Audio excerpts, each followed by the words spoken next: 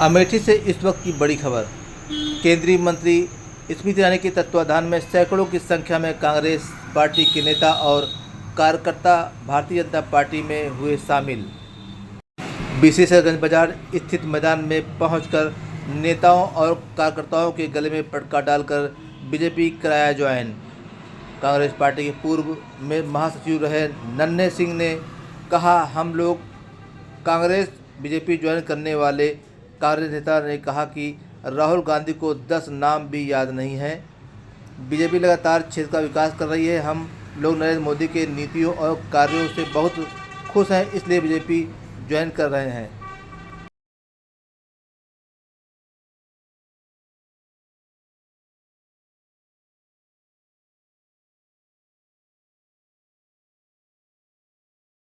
कांग्रेस छोड़ के भारतीय जनता पार्टी में शामिल हो रहे सबका स्वागत किया जा रहा है।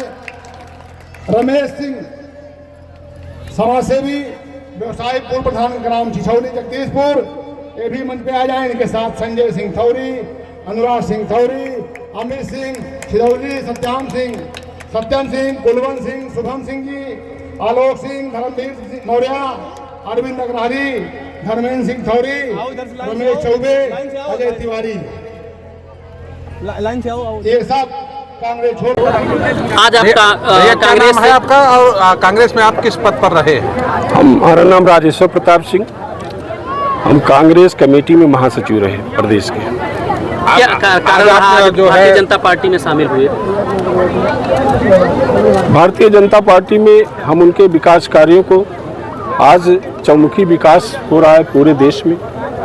हमारे यहाँ भव्य निर्माण मंदिर हुआ है भगवान श्री राम का, जो हमारे आदर्श रहे हैं, हमारे पूजनीय रहे हैं।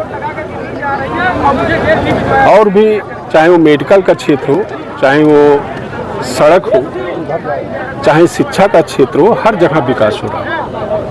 अभी राहुल गांधी जी भारत जोड़ो यात्रा में आए थे, जो है उसको भी लेकर आपको नाराजगी देखने तो बिल्कुल दिखी, साफ दिखी है। कितने लोगों को जानते थे, कितने लोगों को बुलाया गया वहाँ पे। अपने कार्यकर्ताओं की पहचान ही नहीं है उनको, तो किसी को पहचानते ही नहीं है, नाम तक नहीं जानते। 5 लोगों को बता सकते।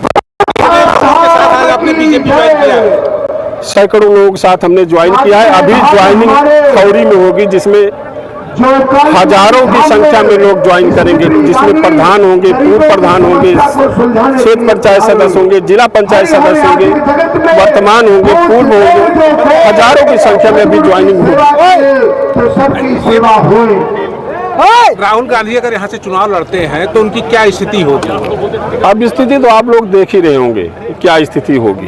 अभी तक वो कार्यकर्ता मिलना मुश्किल हो जाएगा, बूथ में उनको एजेंट नहीं मिलेंगे। हम कितनी ग्राम सभा बताएं कि जिसमें उनको एजेंट मिलना मुश्किल हो जाएगा। कांग्रेस में लंबे समय से परिवार किस तरीके से कैसे प्रभावित हुए हैं? जैसा आप जानते हैं कि दीदी जी 5 साल हारने के बाद भी 5 साल वो जनता के बीच बनी रही, क्षेत्र के बीच में बनी रही।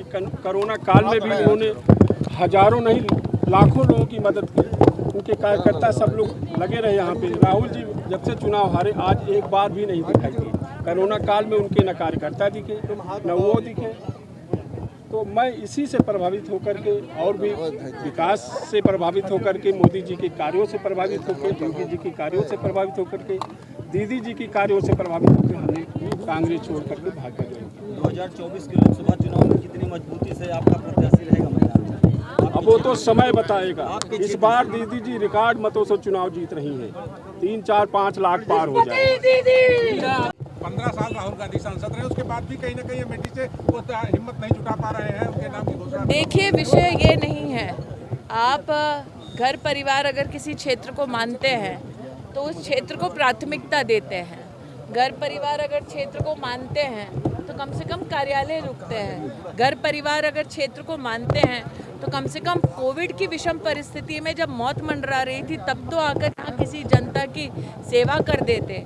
लेकिन तब भी नहीं थे जब दुख की घड़ी आई थी, तब भी नहीं थे जब चुनौती आई थी, तब भी नहीं आए किसी कांग्रेस के कार्यालय में जब यात्रा लेकर आए।